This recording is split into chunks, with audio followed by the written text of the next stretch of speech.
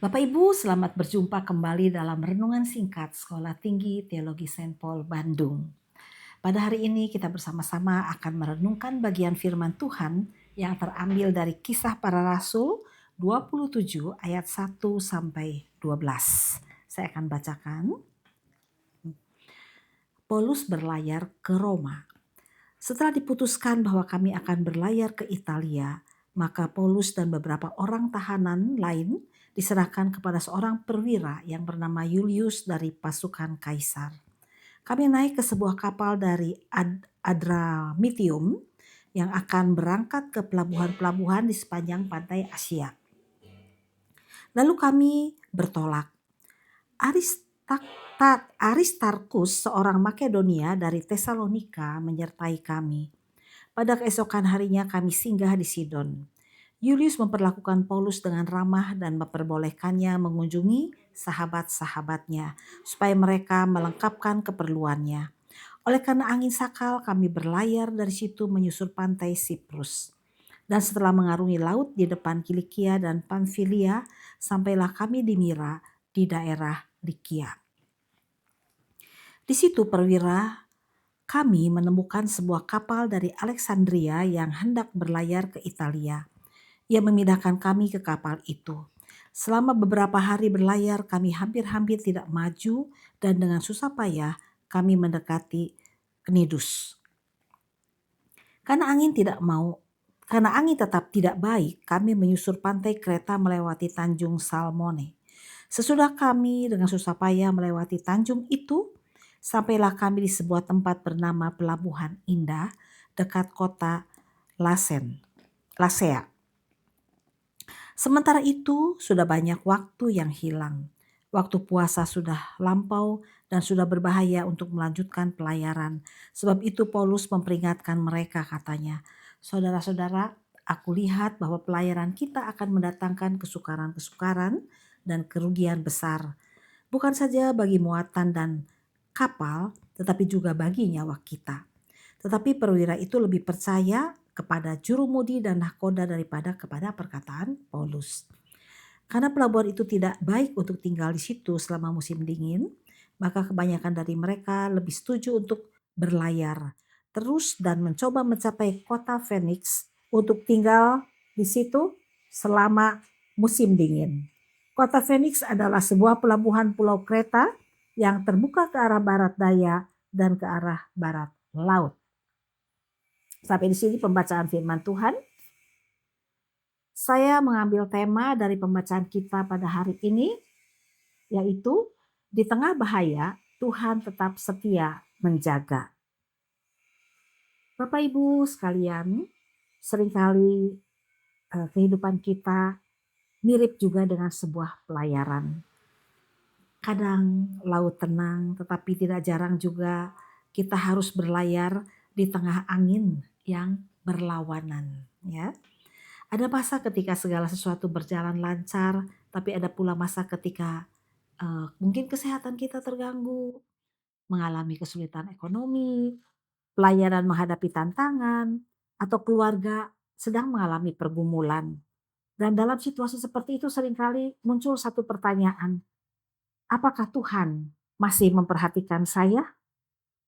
Nah, dalam Kisah Para Rasul 27, ini kita mendapatkan jawaban yang cukup memberikan kita ketenangan, yaitu apa? Meskipun perjalanan hidup penuh dengan bahaya, Tuhan itu tetap setia menjaga umatnya. Ya. Yang pertama kita melihat bahwa bahaya tidak selalu berarti Tuhan itu meninggalkan kita. Ya. Jadi kalau kita melihat di sini, Paulus sedang dibawa sebagai tahanan menuju Roma. Nah, secara manusiawi keadaan Paulus itu kurang baik ya. Kenapa? Dia kehilangan kebebasan ya dan berada di kapal yang asing. Kemudian juga menghadapi musim pelayaran yang berbahaya ya. Nah, tapi justru perjalanan ini adalah bagian dari rencana Allah. Sebelumnya Tuhan telah berjanji bahwa Paulus akan bersaksi di Roma ya. Itu dalam Kisah Para Rasul 23 ayat 11 ya. Jadi artinya Meskipun jalan menuju Roma itu penuh dengan kesulitan, tapi tujuan Allah itu tidak berubah, ya. Seringkali kita berpikir bahwa jika Tuhan menyertai kita, maka hidup kita itu akan apa? Bebas dari masalah, ya. Tapi Alkitab menunjukkan hal yang berbeda.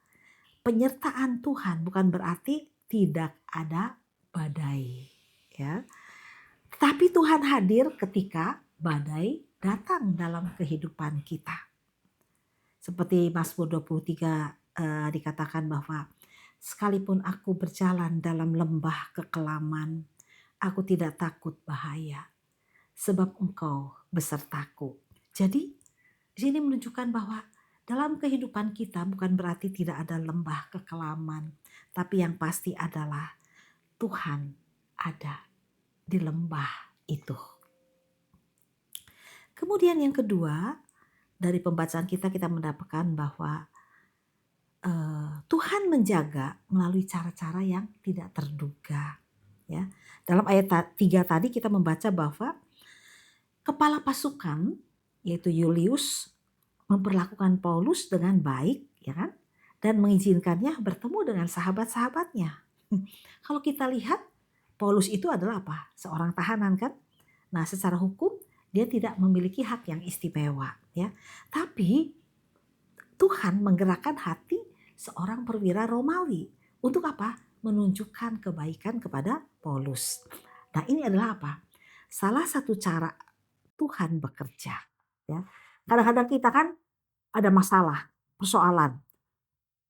Kita menunggu-nunggu, ya, sesuatu yang wah mungkin mukjizat lah terjadi begitu kan ya. Yang spektakuler sepertinya gitu kan ya, yang besar gitu kan ya. Padahal pemeliharaan Tuhan sering kali hadir melalui apa? Yang sepertinya biasa-biasa saja, yang merupakan keseharian. Seperti apa? Sahabat yang menolong, ya, keluarga yang mendukung, ya, atau dokter yang merawat, atau seseorang yang menguatkan kita dengan kata-kata yang sederhana, ya. Jadi sepertinya itu mah semuanya kebetulan kelihatannya ya, tapi seringkali sebetulnya itu adalah merupakan pemeliharaan Tuhan yang sepertinya tidak kelihatan ya. Nah, inilah yang disebut dengan apa? Providensia Allah, ya. Jadi Allah bekerja bahkan melalui orang-orang yang mungkin tidak menyadari bahwa mereka itu sedang dipakai oleh Tuhan itu. Kemudian pelajaran yang ketiga, kita melihat bahwa Tuhan tetap memimpin sekalipun kita belum melihat akhir perjalanan, ya. Jadi dalam ayat 9 sampai 12 menunjukkan bahwa perjalanan semakin berbahaya. Musim pelayaran itu sangat tidak baik, ya, cuacanya dan sebagainya gitu kan, buruk ya. Tapi kalau kita lihat Paulus udah tahu dan memperingatkan mereka, tapi sebagian besar awak kapal memilih melanjutkan perjalanan. Jadi sebetulnya apa? Situasinya kelihatan apa? Mengkhawatirkan ya. Tapi di sini kita lihat dalam Kisah Para Rasul ini pembaca itu mengetahui bahwa sesuatu yang belum diketahui, begitu ya. Ada sesuatu yang belum diketahui, ya. Kalau kita membaca ya, kayaknya ada yang belum jelas tuh ke depannya mau bagaimana nih. Nah, tapi di sini kita lihat ya, para pelaut juga nggak bisa ngelihat gitu kan ya. Tapi Allah itu sudah memegang kendali atas seluruh cerita atau seluruh rencana yang akan terjadi dalam diri Paulus ya. Jadi kadang-kadang kita juga berada dalam posisi seperti itu. Mungkin kita hanya melihat kayak ada ombak ya hari ini itu ya. Kita tidak tahu apa yang akan terjadi minggu depan atau tahun depan. Tapi sebetulnya Tuhan udah tahu. Dia melihat seluruh perjalanan dari awal sampai akhir. Jadi karena itu iman bukan berarti mengetahui semua jawaban. Iman berarti mempercayai Dia, Tuhan, yang mengetahui seluruh perjalanan. Jadi kalau kita lihat Bapak Ibu Saudara bahwa dalam Kisah Para Rasul 27 mengajarkan bahwa bahaya tidak berarti Tuhan itu meninggalkan kita.